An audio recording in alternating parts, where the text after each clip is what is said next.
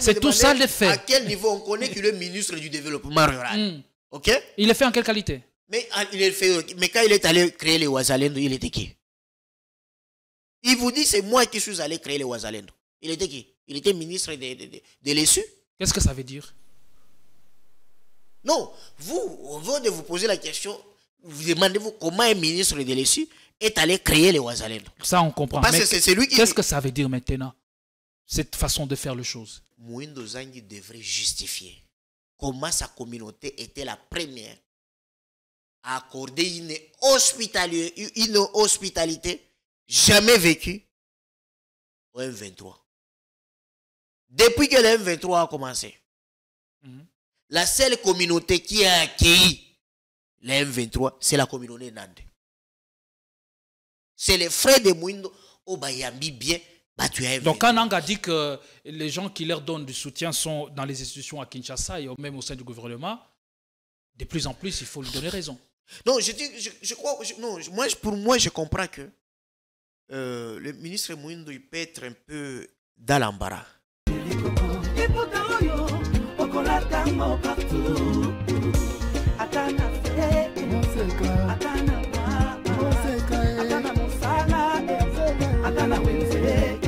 À 3,5, 4,5 ou 5,5 $, le wax de Maman Moseka vous rend inoubliable.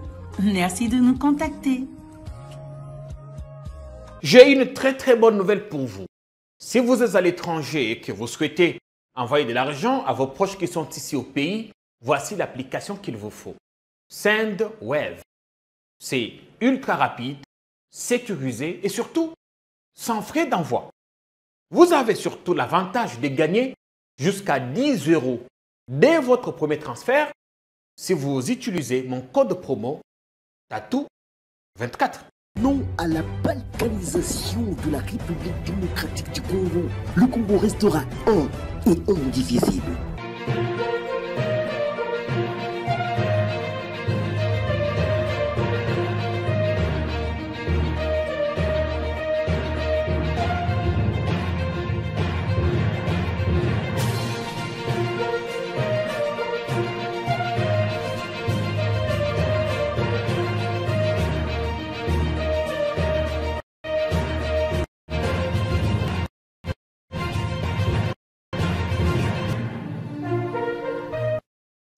Que reste-t-il du combat de l'état de droit quand les droits de l'homme sont refoulés ou foulés aux pieds?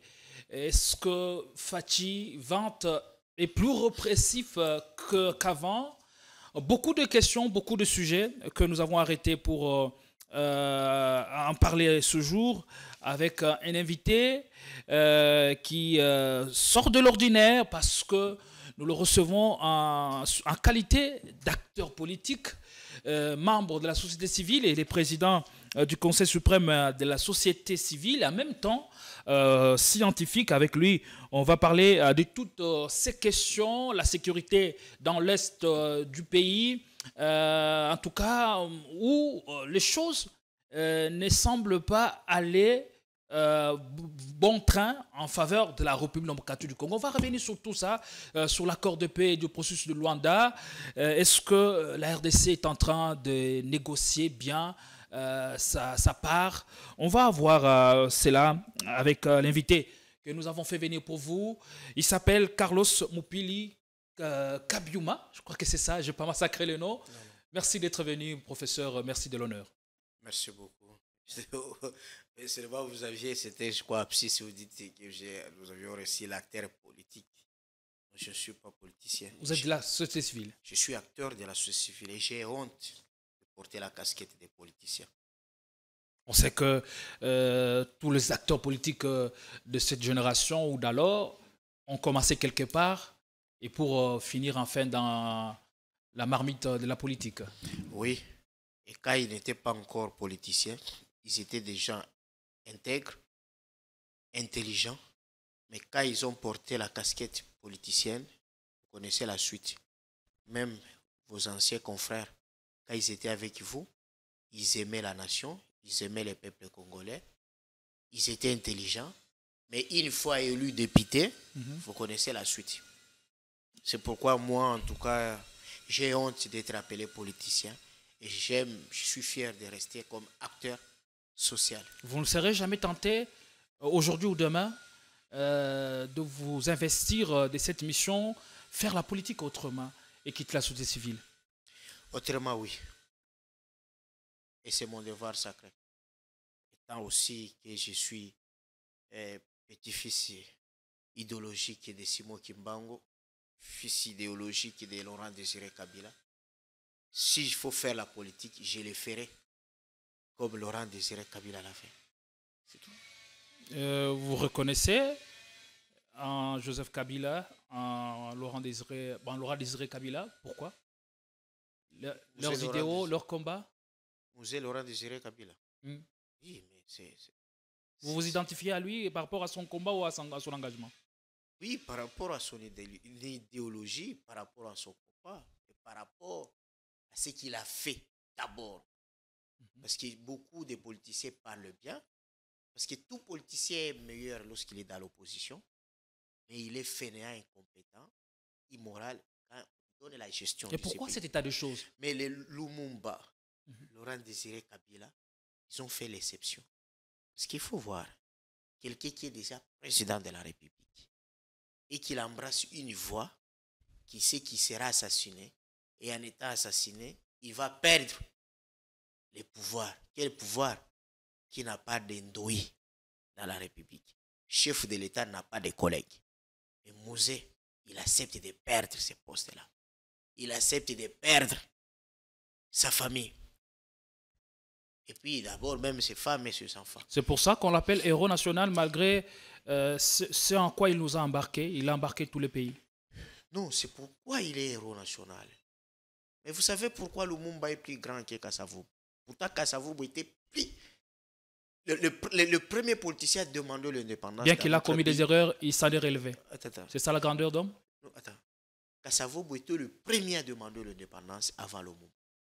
Mais pourquoi Lumumba est plus grand à l'international, même à l'interne, que Kasavubu? C'est tout simplement, une fois accédé au pouvoir, Kasavubu est devenu ami de Belges et Lumumba continue à être ami du peuple congolais. C'est là où on sait des grands hommes. Donc, regarde aujourd'hui, Jean-Pierre Bemba, Igwe, Excellence. Comment il se comporte? Il accepte tout, même les insultes des combattants de l'UDPS. Tout ça pourquoi? Parce qu'il est en train de sécuriser son poste du vice-premier ministre. Ce n'est pas parce qu'il est fasciste. Non. Et pour ça, on est prêt à mettre ces idéaux de côté. Au vestiaire. Et tous ces gens-là semblent perdre de leur idéal aujourd'hui au fil des années. Mais regarde tous ces gens-là qui ont bénéficié même des ordonnances de Joseph Kabila. Mende, Chiokitundu et les autres là. Mais qui sont entrés aujourd'hui de danser les Sakayonsa. Ok? Tout ça, c'est à cause de quoi? C'est par peur de perdre des avantages. C'est parce qu'on soutient que la politique est dynamique. On dit la politique est dynamique. Mais pas les intérêts partisans ne sont pas dynamiques. Non. Les convictions non plus. Lorsqu'on parle de la politique, c'est quoi? Tout ce qui est politique vise les vivre ensemble pour l'intérêt de la société. Lorsqu'on est dans la politique, c'est la politique, c'est comme le jeu de foot. On ne les joue pas seul. C'est-à-dire la politique, c'est collectif. C'est ça. Mais lorsque quelqu'un dit la politique est dynamique, c'est-à-dire c'est le collectif. C'est-à-dire je suis dynamique parce que c'est l'intérêt du grand nombre qui va trouver son compte. Mais lorsqu'on dit la politique est dynamique pour son intérêt, parce qu'on ne veut pas rester en chômage, parce qu'on a peur d'être arrêté, d'avoir volé dans l'autre régime, non, ce n'est pas ça la politique. Ça, c'est l'individualisme, mais la politique, c'est du collectif. Mais la politique, c'est cette capacité aussi de savoir s'adapter aux enjeux et aux événements, aux défis qui se présentent au pays. Et tout ceci peuvent contribuer au changement des directions et même des perspectives. Non. Retenez ceci. Lorsqu'on parle de la politique, c'est que il y a deux choses qu'il faut retenir. L'exercice des pouvoirs pour créer les vivre ensemble et pour l'intérêt d'un grand nombre. Donc, lorsqu'on parle de la politique, on voit déjà le grand nombre. C'est différent du commerce ou de l'entrepreneuriat. La politique s'oppose à l'entrepreneuriat. C'est l'entrepreneuriat où on parle de l'individu, comment on devient riche, comment on gagne de l'argent. Mais en politique, on voit le grand nombre. C'est ça, la politique. Alors, c'est ça la politique. Je rappelle que vous êtes président national du Conseil suprême de la société civile. Et ça, c'est depuis combien d'années? C'est depuis votre arrivée à Kinshasa? C'est la voie que vous avez suivie, c'est là. Non. Et la différence entre la société civile et le politique, vous n'avez pas les mêmes perspectives ou le même regard quand on est acteur politique et acteur de la société civile? Normalement, il y en a. D'ailleurs, en France, vous trouverez la société civile environnementale qui travaille ensemble avec les partis écologistes, les partis des Verts. C'est que les valeurs sont partagées, les idéaux sont partagés, mais la différence c'est que le parti politique concourt à des postes élitistes, mais c'est lui qui choisit être acteur de la société civile, lui ne concourt jamais. Il n'est pas de la classe dirigeante, mais il est de la classe dirigée organisée. C'est seulement ça. C'est-à-dire, lorsque nous nous battons ensemble pour la promotion et la protection de la nature, de l'écologie, de l'environnement, si vous êtes de la société civile, vous êtes là pour défendre ces idéaux-là de l'environnement, mais dans la classe gouvernée. En d'autres termes, la société civile fait le contre-pouvoir. Évidemment, ça peut être ça. Et c'est pour ça que la société civile aujourd'hui est caricaturée. On retrouve la société civile de gauche et de droite. Non, ce n'est pas aujourd'hui. C'est le vieux père à son âme, Pierre Lumbi, qui a politisé la société civile lors de la conférence nationale souveraine, en faisant les deals avec l'opposition, donc l'UDPS de l'époque. Et qu'est-ce qui s'est passé? Parce que les gens ne savent pas l'histoire de la société civile. À l'époque de la conférence nationale souveraine, on devrait avoir la majorité pour se faire élire, donc pour prendre la primature. Et Mobutu avait multiplié le parti politique satellite. On a créé plusieurs partis politiques pour participer. Y compris la société civile. Voilà. Non, du côté de Tshisekedi et de Pierre Lumbi, ils ont multiplié des associations. Okay. C'est comme ça qu'on a pris les militants de l'UDPS. On leur avait donné des associations, des ONG, des droits de l'homme, des droits des femmes, des droits des jeunes et tout consort. Et au départ, ce sont des militants de l'UDPS. Et ils ont des motivations, des visées plus politiques que sociales. Que sociales, voilà. Et pourquoi c'est camouflé Et ces gens-là, ils sont restés dans la société civile, mais la nuit, ils étaient en réunion ils allaient dans leur état-major de l'UDPS. Et c'est ce qui fait que la mission, c'était quoi? Fragiliser Mobutu. Et la société civile pro-UDPS était restée avec une mission de combattre et de fragiliser tout régime à l'avantage de l'UDPS. Et c'est ce que vous avez vécu après Mobutu. Les Kabila sont arrivés, c'était comme ça. Et aujourd'hui, quand l'UDPS est au pouvoir, vous voyez déjà que les masques sont tombés. Nos collègues de la société civile, défenseurs des droits de l'homme, sont devenus des chantres. Ils ont choisi la tribu, le parti politique, que les victimes des droits de l'homme. Donc c'est ça. Quand le combat que vous menez, vous arrivez à la conclusion selon laquelle les aspirations les plus profondes du peuple sont rencontrées par le pouvoir en place. Mais pourquoi ne pas le soutenir? Non. À l'époque, moi, quand je suis entré dans la société civile, lorsqu'il y avait de bonnes actions, j'encourageais. Lorsqu'il y avait de mauvaises actions, je les dénonçais tout en formulant de recommandations. C'est ce que vous ne faites pas aujourd'hui. Donc, c'est ce que je continue à le faire. Le problème aujourd'hui, c'est que il y a les acteurs de la société civile qui sont restés en train de dénoncer, mais leurs dénonciations ne sont pas relayées par le média. Parce que, le PPRD n'a pas de médias, la Mouka n'a pas de médias, l'ensemble des Capoudi n'a pas de médias. Je parle de médias dans le vrai sens, c'est-à-dire les véhicules des informations pour une finalité, avec une ligne éditoriale. Ce qui fait que, à l'époque, et même aujourd'hui, si moi je dénonce quelque chose contre Katumbi, étant par exemple coordonnateur de l'aide du ciel, de la société civile électorale, si je dénonce un acteur de l'ensemble qui triche aux élections ou qui donne l'argent pour se faire élire, c'est-à-dire votre voix n'est pas audible? Mon communiqué là sera relayé par plus de 15 médias ici à Kinshasa. Mais aujourd'hui, votre voix n'est plus audible, c'est parce que votre crédibilité est entachée. Non, non. Ce n'est pas le cas. Moi, notre organisation garde toujours la crédibilité. La question, je vous dis, c'est les médias.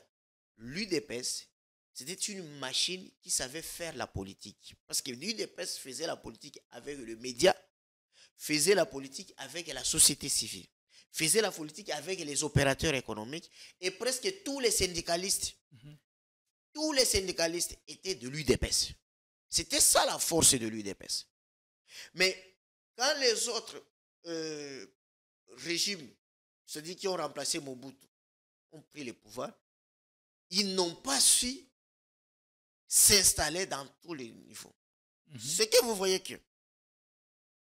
on a créé des médias. Vous allez trouver des médias créés par les gens du PPRD de l'époque. C'est-à-dire les contenants semblaient être pro-Kabila, mais les contenus, c'était pro-l'UDPS. Et c'est ce qui a fait que les opposants de l'UDPS ont été connus à travers le média, créés, financés par les gens du PPRD. Ils avaient des tribunes partout, un peu partout. Mais c'est ça. Maintenant, aujourd'hui, quand vous dénoncez ou vous critiquez l'UDPS, ça va passer par quels médias? Quel est le média de l'opposition qui relaye nos critiques? Il n'y en a pas. Et une autre question, la question de financement. Vous voulez dire sur ces plateaux que la société civile n'a pas de financement, vous n'avez pas de partenaires qui soutiennent votre combat? Nous avons des partenaires, mais les choses évoluent. C'est qu'aujourd'hui, les partenaires, les bailleurs des fonds, commencent à organiser eux-mêmes les activités. Et c'est grave. C'est contrairement à l'époque où les bailleurs ne se limitaient qu'à financer les activités des ONG. Donc les choses ont changé. En tout cas, non. Merci beaucoup. Maître Carlos Moupili, je ne sais pas, vous êtes toujours maître. Bon, les statuts a bien évolué. Professeur Carlos Moupili, on parle de l'actualité. Vous êtes sans ignorer que depuis plus de 10 jours, un acteur de l'opposition, en la personne de Seth Kikouni, est détenu et a été arrêté par les services de l'ANER. Et depuis lors, en tout cas, il n'a pas accès ni à sa famille biologique, moins encore à ses avocats. Son parti politique, c'est pour l'émergence, redoute les pires. Et si les pires lui arrivaient, en tout cas, le chef ou le pouvoir actuel en serait tenu pour responsable. Votre analyse d'abord quant à la manière de procéder des services attachés à telle ou à telle autre institution. Ça fait très mal. Vous savez que l'homme d'État, c'est la parole. Il y a encore l'extrait là de l'interview du chef de l'État, à l'époque candidat président de la République. En 2018. Oui. Je crois que c'était sur Top Congo où on lui pose la question, les projets des sociétés. Il n'a même pas promis les salaires aux fonctionnaires. Il n'a pas promis le progrès social. L'organisation de l'armée. Ce qu'il a promis, et c'était venu comme ça spontanément, c'est la fermeture des cachots clandestins de l'ANER, de la DEMIAP et tout comme ça. Les stress circulent. Ça, c'est Félix Tshisekedi, candidat président de la République, membre de l'opposition. On était en pleine période électorale. Est-ce qu'il faut-il encore se fier à une promesse lors d'une campagne électorale? Mais là, il a nous le démontré quand il a parlé de Moindre Escamouche et il est revenu sur ce propos. Donc, en période électorale, on a besoin de se fier à des propos venant des candidats. Parce que les propos ont une visée purement électoraliste. Non. D'abord, la promesse de faire respecter les droits de l'homme ne peut pas être un projet de société. Parce que la Constitution consacre le respect des droits de l'homme. Si vous lisez l'article 16 de la Déclaration des droits de l'homme et du citoyen de la Révolution française de 1789, il vous dit ceci. Une société qui ne consacre pas le principe de séparation des pouvoirs et qui ne garantit pas les droits de l'homme n'a point de constitution. Donc, selon cette déclaration, dans la Constitution tire son existence du respect des droits de l'homme. Deux piliers. L'organisation de l'État, qui doit respecter le principe de séparation des pouvoirs, et le respect des droits humains. Si le deux n'existait pas ou l'un n'existait pas, c'est que cette société n'a pas de constitution. Et c'est pourquoi vous allez trouver la ressemblance sur plusieurs constitutions. Moi, j'ai eu à consulter plus de 37 constitutions étant que juriste et comparatiste. Et vous trouverez toujours les mêmes dispositions qui se ressemblent. Parce que les droits de l'homme, ça c'est un. À quelques ça différences c'est sur près. le plan des droits constitutionnels et des droits de l'homme. Mais je reviens dans l'histoire politique de notre pays. Lorsqu'on veut être candidat président de la République, et même lorsque vous voulez être journaliste politique comme vous, il ne faut pas oublier les mots d'Edmond Morel. Regardez comment le Congo a été créé. Ce qui arrive, c'est la traite négrière, les Hollandais, les Portugais, les Arabes. Stanley rencontre Livingstone qui lui donne plusieurs documents. Il arrive. Quand le roi Léopold II tombe sur ça, qu'est-ce qu'il va faire? Le roi Léopold II n'est pas venu prendre le Congo avec la casquette du monarque, non. Il a créé une ASBEL qu'on appelait Association internationale du Congo.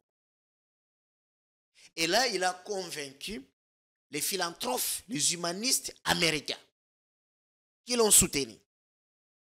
Et c'est comme ça que la plupart des terres qui étaient achetées, même des signatures, des pactes avec plus de 700 chefs coutumiers rois au Congo, signés dans le 3e voyage de Stanley, c'était avec l'Association internationale du Congo, pas avec la Belgique ni avec le roi. Et le roi était comme président de cet aspect. Donc le roi Léopold a pris le Congo, c'était pour venir imposer le respect des droits de l'homme. Et il a eu l'appui de la communauté internationale pour chasser les premiers occupants qui étaient les Arabes et les Portugais, les autres négriers. Mais le même Léopold II, après avoir pris le Congo, quand en 1908, il fait quoi? Il prend un décret qui parle de régime domanial. L'or et le caoutchouc sont des biens exclusivement au roi. Pour chasser le roi Léopold II, on enverra un journaliste. C'est pourquoi quand moi je vois les journalistes faire de n'importe quoi, je me dis, est-ce qu'à l'IFASIC on enseigne Edmond Morel? Mais vous êtes à l'IFASIC, mais c'est ça. C'est votre devoir d'enseigner ça. J'ai commencé à enseigner Edmond Morel, parce que j'enseigne les cours d'histoire politique du Congo. Mais ces noms-là devraient être connus par tout journaliste. Que c'est grâce à un journaliste, Edmond Morel, les pays de Galles, qui est venu documenter un journaliste d'investigation. Et il a écrit son livre qu'on appelle Les caoutchoucs rouges. Voilà, on va revenir, revenir au sujet. Je termine sur ça. Et c'est à cause de cette publication, Léopold a été discrédité, il a été chassé du pouvoir. Léopold a perdu ses Congos à cause des accusations relatives aux violations des droits de l'homme. Retenez ça, messieurs les journalistes. Et Mobutu, s'il a été fragilisé, c'est à cause et encore des accusations de Matiti Mboka qu'on a créé. Mais sans donne-moi 30 secondes. Vous savez comment on va assassiner Lumumba? Les gens ne le savent. Lumumba, on devrait l'assassiner bien longtemps. Mais seulement on avait peur de la société civile occidentale. Mais pour les discrédibiliser Lumumba, qu'est-ce qu'ils ont fait? Lumumba envoie le colonel Mobutu pour mettre fin à la sécession Sud-Kassaï. Mobutu arrive avec ses troupes. Il gagne la bataille. Et il fait quoi? Il prend des femmes et enceintes, eux, des enfants. Il les case dans la maison. Il ferme les portes. Et il va les brûler devant les journalistes. Et les journalistes lui posent la question: pourquoi vous faites ça? Mobutu dit: je ne fais que exécuter les consignes venant de mon hiérarchie. Son hiérarchie, c'est qui? C'est Lumumba qui avait fait l'interview pour Merci dire: beaucoup. j'ai envoyé les troupes pour mettre fin. Pour dire quoi? Il y a parfois des Mobutu dans le service des renseignements aujourd'hui. Ils sont là? Qui veulent et qui sont déjà en pied d'œuvre pour saluer les chefs de l'État, afin que son image Ne soit pas vendu positivement. soit vendue comme celle du roi Léopold. C'est de Lumumba comme ça a été vendu, comme c'est Lumumba génocidaire contre l'histoire de Batetela contre les Baluba. Comme celle de l'image de Mobutu après Matiti Mboka. Donc, il doit faire très attention. Et qu'est-ce qu'ils gagnent en faisant ça? Ils répondent aux dictats des officines ou des cercles obscurs. Obscurs, oui, c'est ça. Parce que je me pose la question: pourquoi enlever cette Kikuni? Il représente quel danger, quelle menace au pouvoir? D'abord, je dis: pourquoi on enlève les opposants et les journalistes et les gens de la société civile? Pourquoi vous estimez qu'il s'agit d'un enlèvement alors qu'il a été arrêté ou interpellé par les services? Vous m'appelez maître, hein? Les services de l'État. Vous m'appelez maître, non? Je suis avocat, non? Je connais quelles sont les circonstances qui peuvent être justifiées quand on veut violer les codes de procédure pénale. Lorsque vous voulez inviter quelqu'un, vous l'envoyez une invitation. Est-ce que c'est une tentative d'effacer les traces quand le pire pourrait arriver à celui qui a été interpellé? Parce que là, on ne sait plus aujourd'hui où se trouverait cette Kikuni. Il reste introuvable, et alors que nous savons qu'il a été enlevé ou arrêté par les services de l'État. À partir du moment où on n'a pas laissé un document, comment on saurait qu'il est casé quelque part, ou jeté dans le jour de l'année ou ailleurs?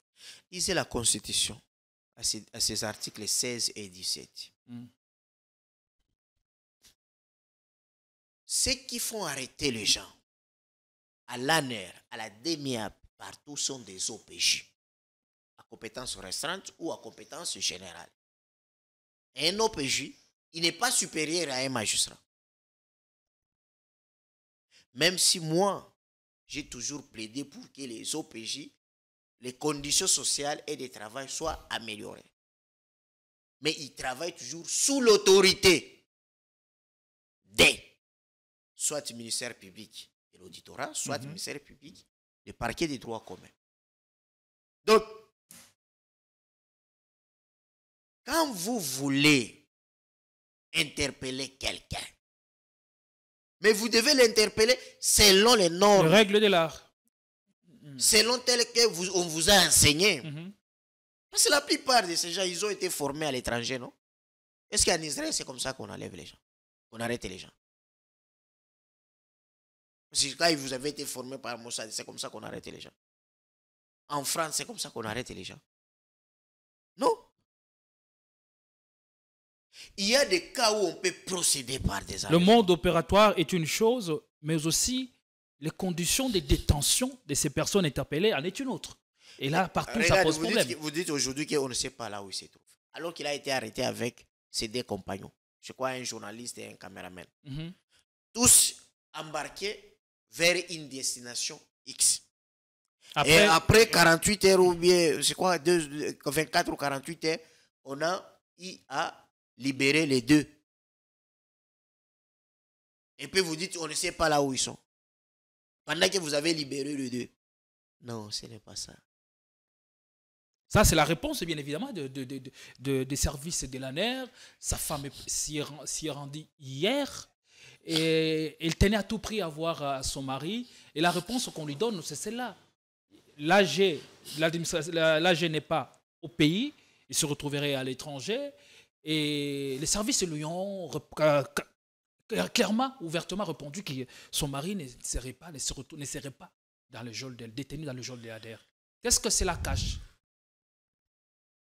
Non, mais vous savez que c'est une réponse on donne une réponse, mais qu'on sait qu'il y a une réponse que, je crois, la femme, l'épouse de cette Kikoud, est allée vers la destination où les compagnons, c'est-à-dire les consorts de son mari, ont été amenés et libérés. C'est la destination qu'elle a prise. Non, vous savez... Et que cache cette réponse selon vous? Non, je ne veux pas aller dans ce qui se cache. Je suis là comme pédagogue de la nation, défenseur des droits de l'homme. Il n'y a pas un homme le plus puissant dans ce régime plus que Kabound ou Kabound. Quelqu'un qui doit être le numéro 1 de la police comme ça au palais du peuple. Pour donner plus de pouvoir à Fachi Beton. Et voilà que Fachi Beton a pris de pouvoir, puis il est là. Il n'y a pas eu un homme le plus puissant dans les services des renseignements plus que François Béat. Mais on sait comment, quelle a été la suite. Et tous ces gens-là, quand ils sont là, nous sommes les idiots, les espions des ambassadeurs, les manipulés des ONG de la communauté internationale. Mais quand ils sont arrêtés à leur tour, parce que souvent ils oublient que tout le monde ne peut être victime des violations des droits de l'homme. L'actuel président de la République, il est né quand son père était ministre tout puissant aux côtés du maréchal Mobutu. Et la suite, c'était comment? Est-ce qu'on regarde l'évolution du dossier? Est-ce que les gens savent les gens savent qu'avant que Étienne Tshisekedi soit opposant, il était le tout puissant du régime Mobutu? Est-ce que peut-on déjà s'inquiéter du sort réservé à cette Kikouni? Non. Je ne suis pas dans des suppositions. Je suis défenseur des droits de l'homme. Vous pouvez rester dans l'analyse. J'ai notre manière d'analyser les choses. Je ne suis pas un opposant. Un opposant, lui, peut venir, il imagine quelque chose, ok? Il a un discours autre. Nous avons un discours de la société, de la vraie société civile. Je ne suis pas aussi déjà de la société civile pro-IDPS qui faisait de n'importe comment que Rossi Mukendi, c'est Kabila qui l'a tué. Thérèse Kapangala, qui est morte, moi, à ma présence, en sautant de la messe, par un policier qui ne savait même pas manipuler l'arme. On dit c'est Kabila qui l'a tué. Le pouvoir en place de l'époque. Voilà. Il faut seulement que Kabila soit le commanditaire. Moi, je ne suis pas dans ça. Mais ce que je dénonce, ce que je recommande à tout le monde, lorsqu'on a le pouvoir, c'est le moment de faire respecter les droits de l'homme. C'est le moment d'imposer la culture des droits de l'homme. C'est le moment de rendre la justice forte et indépendante. C'est-à-dire quoi? Lorsque quelqu'un saisit l'auditorat militaire, l'auditeur écrit, fait une réquisition d'informations à la DEMIAP, immédiatement l'OPJ de la DEMIAP doit s'exécuter. Lorsque le parquet, le procureur écrit à l'ANER par une réquisition d'informations, il faut que directement les l'OPJ de l'ANER qui traite ces dossiers puissent donner des explications, soit envoyer les dossiers. C'est ce que nous voulons. Parce que demain, si vous laissez la justice comme ça, fiévrée, demain vous serez victime. Et par les mêmes personnes. Et parlons de fait Tshisekedi qui vient de l'école où on a prôné pendant tant d'années l'état de droit. Et que reste-t-il alors de l'état de droit quand les droits de l'homme d'abord sont foulés aux pieds? Vous avez parlé dans votre introduction, vous êtes revenu sur ça, la constitution qui consacre d'abord c'est là. Alors, que reste-t-il de l'état de droit? Attends. Vous dites dans l'UDPS, il y avait l'école de l'état de droit? Selon, j'ai dit, les partis prenaient l'état de droit depuis des années, depuis des lustres. Moi, j'étais dans l'UDPS avant d'être libérateur. Quand j'allais seulement dans les meetings, dans les rassemblements de l'UDPS, on nous apprenait la haine contre Mobutu. On nous apprenait que Mobutu n'est pas le fils de son père, Mobutu n'était pas Zaïrois. Quand vous dites que l'UDPS c'est une école, l'école, peut-être des médisances, l'école d'imputation dommageable, mais parler de l'école des droits de l'homme. L'école, cela veut dire, vous êtes là, comme ça se passe dans la société civile. Vous pouvez être un infirmier, mais quand vous venez dans la société civile chez nous, dans les zones des droits de l'homme, on vous apprend les droits de l'homme. On vous fait lire la Déclaration universelle des droits de l'homme, ok? Le pacte international des droits civils et politiques, les droits économiques, tous les textes criminalisés à la torture. Là, c'est une école. Mais vous savez bien que avez-vous déjà... ils ont proclamé, une fois au pouvoir, faire en sorte que l'état de droit soit respecté. Ou que la nation, le pays retrouve sur l'état de droit. Ils ont parlé, mais pas parlé de l'école. Lorsque vous parlez d'une école, c'est autre chose.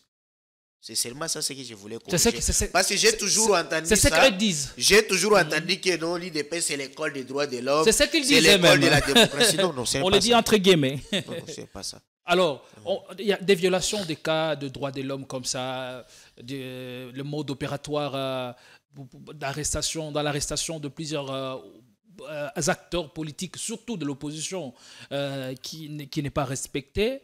On a encore appris dernièrement que c'est l'ancien député Daniel Safou qui serait interpellé lui aussi au niveau de la DGM. Alors, que reste-t-il de l'état de droit en RDC? Moi, je me dis, nous avons des bons services de renseignement dans notre pays. Mais c'est l'orientation politique. Parce que lorsque vous faites tous les services de renseignement, la police politique, donc vous voulez quel type de renseignement? Renseignement pour l'intérêt d'un individu. C'est que le service de renseignement ne sont plus concentrés sur le vrai problème. Sur les vrais problèmes. Tel que de l'ennemi va venir ou tout ceci. Mais le service de renseignement sont désorientés. Je dis bien désorientés. Par qui et pourquoi? Pour rechercher les informations selon lesquelles qui plaisent au chef. Qui a parlé du mal du chef de l'État? Qui a critiqué les chefs de l'État? Or, ce n'est pas ça. Et quand ils font ça, ils ne sont plus dans leur mission de prédilection. Non, ce n'est pas ça leur mission. Ils veulent justifier le moyen qu'ils reçoivent de l'État. Non, ils n'ont pas de moyens suffisants. Et c'est pourquoi parfois on arrive dans cette bavure. Je vous dis aujourd'hui, nous sommes un pays en état de guerre. Nous sommes un pays où on accuse l'armée d'avoir des infiltrés. On devrait avoir le service de renseignement bien équipé, qu'on devrait bien traiter. Au-delà des frais de fonctionnement, on devrait leur donner les frais de recherche. Je ne sais pas si on leur donne. Un agent de renseignement doit avoir ce qu'on appelle la collation journalière ou même hebdomadaire.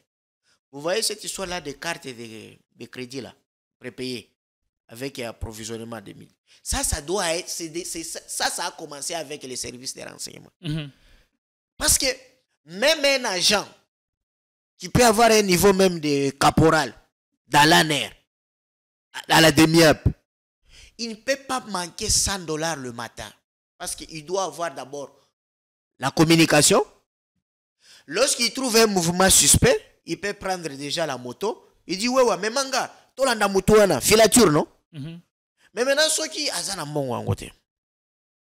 Et que après filature, il veut descendre. Et les petits de Wewa disent, non, viens, fais ça bon langa. Oh, petit, talata. Va bloquer. Filature, c'est nini. Et quoi, il a maille. Donc, moi, je trouve que, je ne sais pas si parfois c'est ça. Est-ce qu'on peut s'accorder à dire que le régime est devenu plus répressif qu'avant? Très répressif. Et c'est 6 mois après le divorce entre FCC et Cassio. Qu'est-ce que justifierait cela? Le retour des Mobutistes. Qui ont pris en tenaille parce que le président de la République, le chef de l'État. Parce que le président de la République, lui, il cible souvent les enfants des Mobutistes. Vous ne voyez pas? La plupart de ceux qui travaillent avec lui, leur père était des Mobutistes. Donc vous pensez qu'il y a eu erreur de casting autour du chef de l'État? Pas l'erreur. Bon, ça c'est. Oui, je peux dire ça. Oui. Oui.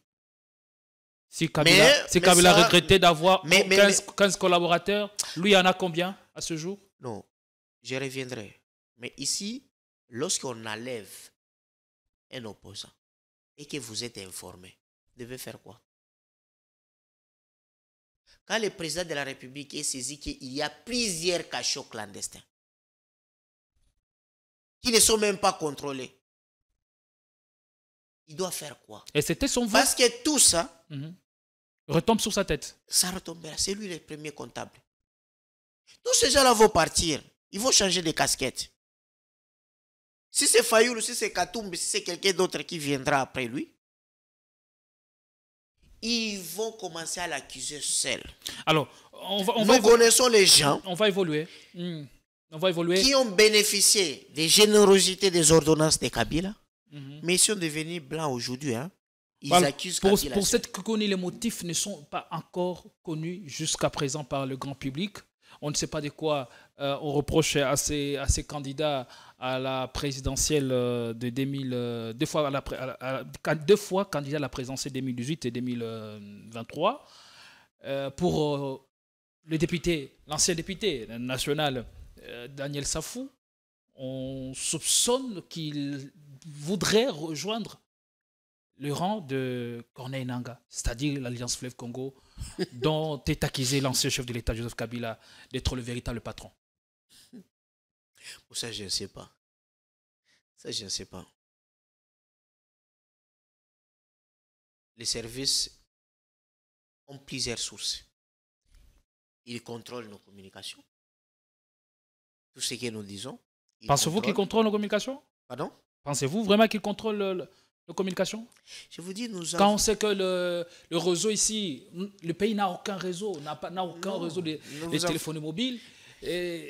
C'est des réseaux sud-africains et autres. Je vous dis... Comment avoir des services efficaces quand nous ne contrôlons pas ces secteurs? Nous avons des services efficaces, mais qui sont mal encadrés. Mais nous ne contrôlons sur les pas, places sociales. Nous ne contrôlons pas ces secteurs. Je vous donne les cas. Est-ce qu'il n'y a pas un flux d'informations ou un nombre d'informations considérable qui nous échappe? Non, prenons le cas de... On appelle qui le neveu de Vital Kamerhe. Daniel Massaro. On l'a trouvé où? Dans une ferme, très loin. Comment on l'a trouvé? Est-ce que ce n'est pas limité? Non. Le contrôle. Je vous dis. Le contrôle. Nous avons des vrais experts dans le service. Nous avons même des gens qui ont un pouvoir surnaturel dans le service. Les gens qui ont l'intuition surnaturelle. Est-ce qu'ils en usent à bon escient? Qui sentent même l'odeur de l'ennemi. Est-ce qu'ils en usent à bon escient? Non. Moi, j'ai dit l'orientation politique. Allez. Est-ce que le président de la République veut avoir des services de renseignement pour une sécurité collective ou pour une sécurité individuelle. C'est ça les choix. Allez, merci beaucoup. Maître Carlos Moupilier, on va évoluer un dernier mot sur ce dossier. Bon, moi, je demande que cette Kikoun soit transférée devant le parquet compétent. OK? Et puis, je demande aux patrons des différents services, les patrons de l'ANEA, patrons de la DEMIAP, au président de la République, à son conseil spécial, le doyen professeur Essambo, dont lors de sa nomination, nous tous on croyait qu'on l'a nommé, c'était pour humaniser les services de renseignement. Qu'on pense que les droits de l'homme, ça devient une justification des impérialistes occidentaux pour combattre les régimes africains. Moi, avec Rado, j'étais au Sénégal, dans la chambre spéciale qui jugeait Hissène Habré sur sa chaise roulante. J'ai vu comment Hissène Habré pleurait comme un petit enfant. Et les Tchadiens ne voulaient même pas nous supporter. Surtout les victimes, les familles des victimes. Comment vous voulez défendre Hissène Habré? Voilà, c'est lui qui nous a tués. Et vous savez ce qu'est Hissène Habré? Dis-moi. Je suis seul qui suis comptable. Pourtant, c'est la France qui a envoyé ses experts, ses instructeurs, former la police politique, qui traquait les gens. Et moi, je ne savais rien. Merci Mais beaucoup. c'est aujourd'hui, je suis seul. Non. En tout cas, moi, j'ai la chance. Attends. Très rapidement, en 30 secondes, on doit évoluer. Moi, j'ai la chance. Passer à autre chose. Moi, j'ai la chance que dans ma jeunesse, j'étais libérateur. J'ai vu comment les Mobutistes laissaient tout. J'ai vu les maréchals. J'ai eu la chance de dormir dans son lit, dans sa chambre. J'ai vu que le pouvoir n'est qu'une vanité. Et quand nous on a pris le pouvoir, nous les Kadogo, on s'est moqué même des ex-FAS. Mais plus tard, je me rappelle ces jours-là, je devrais être au Palais des Marbres pour me faire coiffer. Ça n'a pas marché. Je suis allé, par miracle, je suis allé chez moi au Kabadiadi. Et j'ai appris que Mouzé est mort, assassiné. Qui pouvait croire? C'est parce qu'il y a le mausolée qui est là. Aucun Kadogo ne pouvait pas croire que Mouzé pouvait être assassiné. Voilà. Donc, on comprend. Le pouvoir n'est qu'une vanité. On comprend combien est grande votre déception. Lorsqu'on a le pouvoir, c'est le moment de soigner des relations. C'est le moment d'inscrire son nom. Et je termine pour dire, la vie politique d'Etienne Tshisekedi a tout résumé dans notre pays. Lorsque les gens se disent tshisekédistes, ils ne connaissent pas qu'est-ce qu'on appelle le tshisekédisme. Parce que le tshisekédisme, c'est quoi?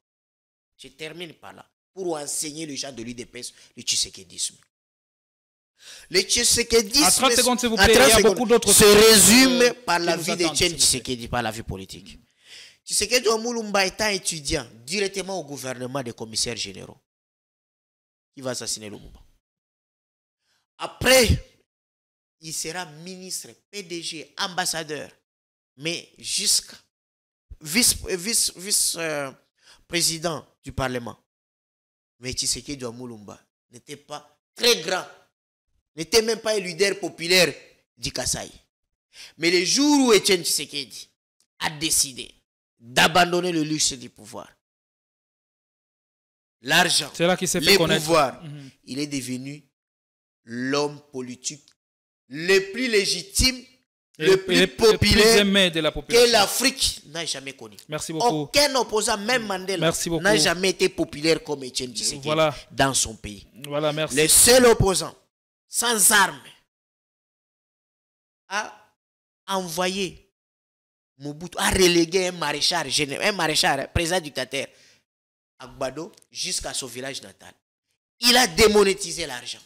C'est ça les Tshisekedi. Merci beaucoup. C'est-à-dire, on va vous les recevoir. pouvoirs pour les pouvoirs ne signifient rien.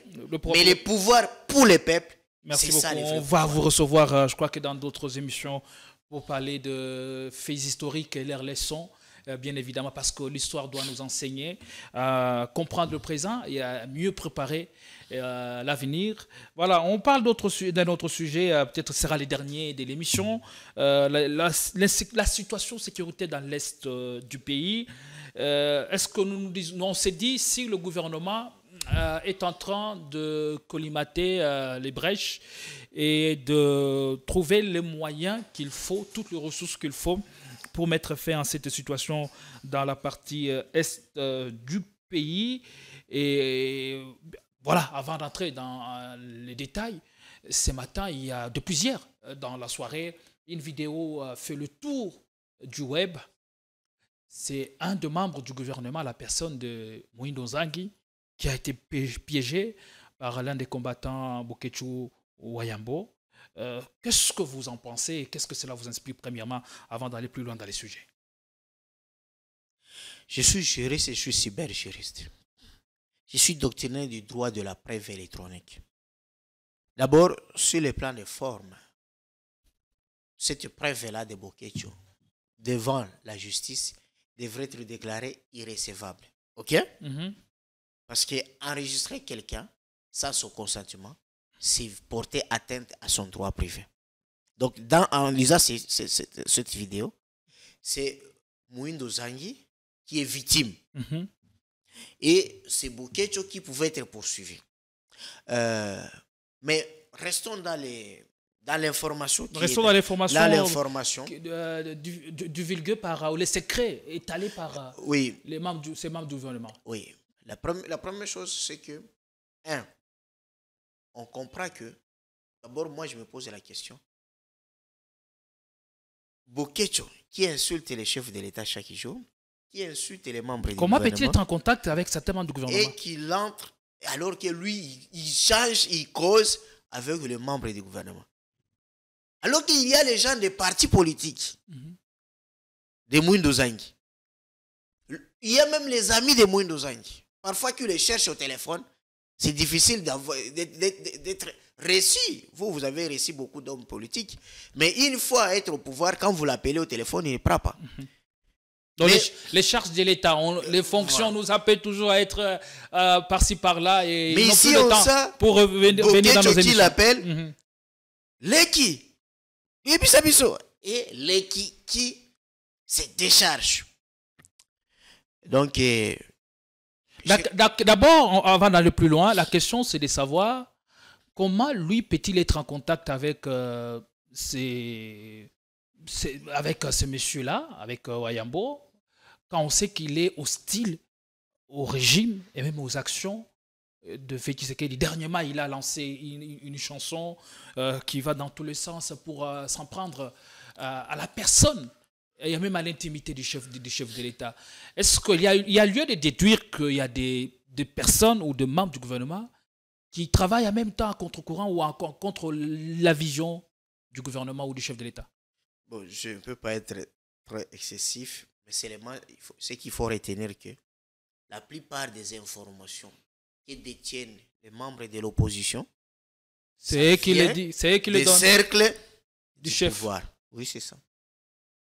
Et même ce que dit Wayambo, on s'est dit, c'est des informations certifiées et dont la source, c'est les officiels.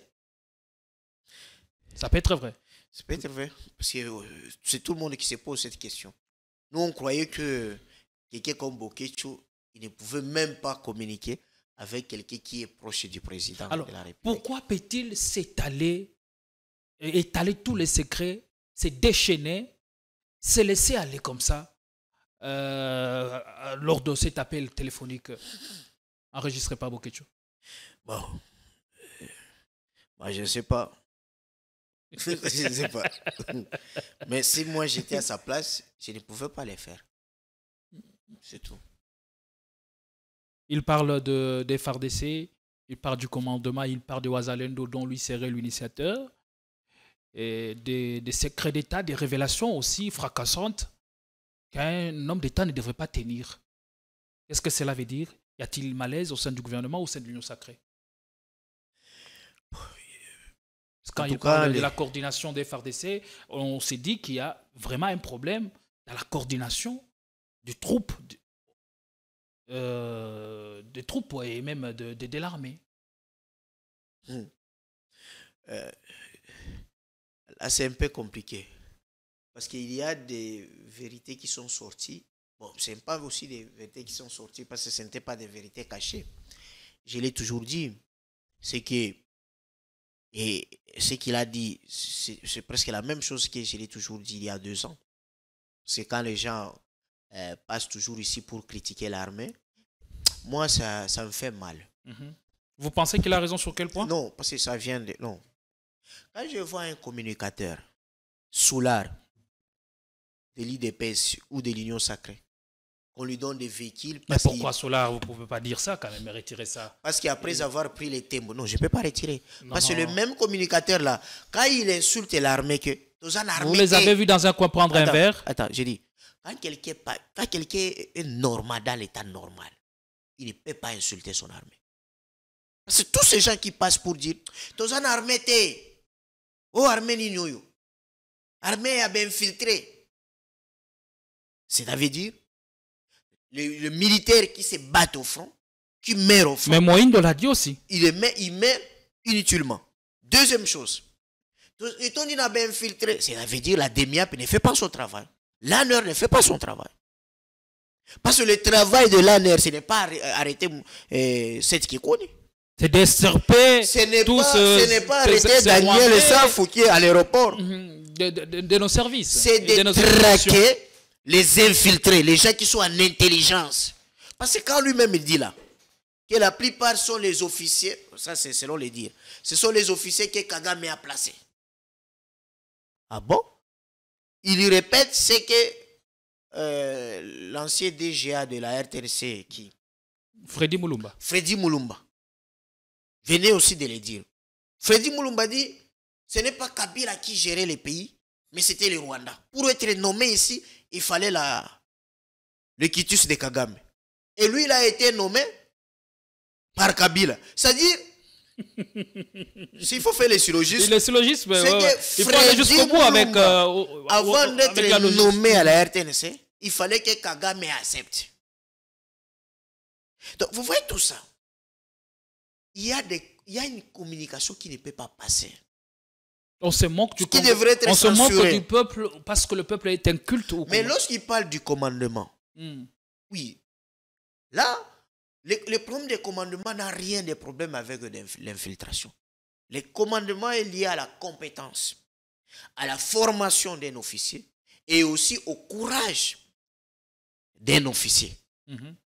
Parce que, vous savez, Hitler a perdu la guerre pour 2 raisons. Première raison, renseignement.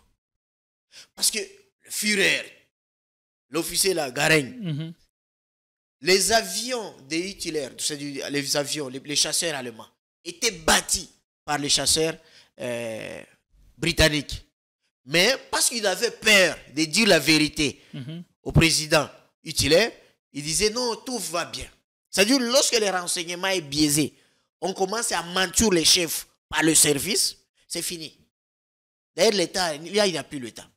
Deuxième raison, c'était les commandements. Les commandements, Hitler lui-même a tué son commandement. Parce que Hitler, son grade, c'était un sergent pendant la Première Guerre mondiale. Il laisse l'armée, il entre en politique, il devient chancelier, il devient président de la République.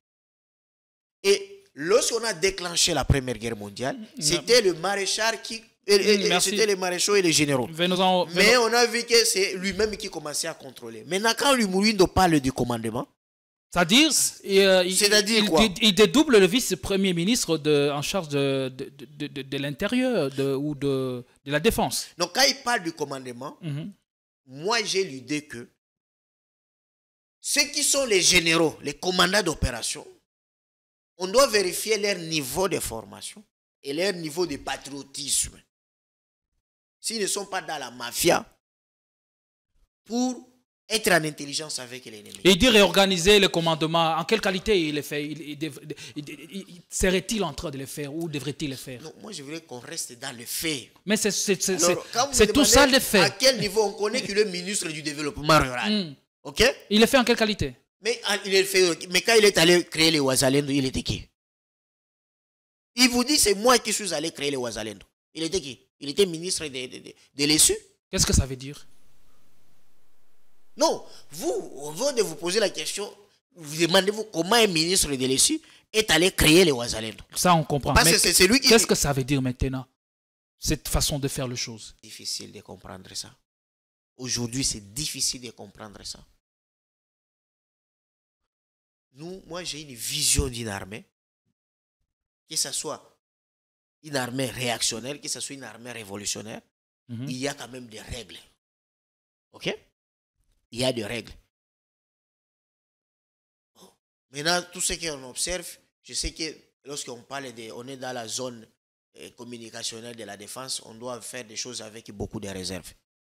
Et c'est ce que lui, le ministre, ça lui a manqué. Normalement, il ne pouvait pas dire ça à ces messieurs-là. Pour ça, il doit perdre ce... Mais moi, je voulais... Pour ça, il risque de perdre son fauteuil. Pourquoi? Ou le poste. Pourquoi il doit perdre ça? Des révélations aussi accablantes. Et à la fin, il verse dans les insultes contre l'ancien chef de l'État, Joseph Kabila. Vous savez, dans ce pays, on ne sait plus quoi si l'article 11 et 12 de la Constitution existe, qui prône l'égalité de tous les Congolais devant la loi. Ok? Il y a ceux qui insultent, ceux qui imputent les autres, ils sont libres. Il y a ceux qui font la promotion de la discrimination tribale, ils sont libres. Et les autres qui font le moins, ils sont arrêtés en violation de la procédure. Donc c'est un peu difficile. Est-ce que Comme dans son message, il y a une partie où il accuse l'ancien président de la République. Je crois qu'il peut être toléré. Mais ce qu'il oublie, c'est qu'en 2013,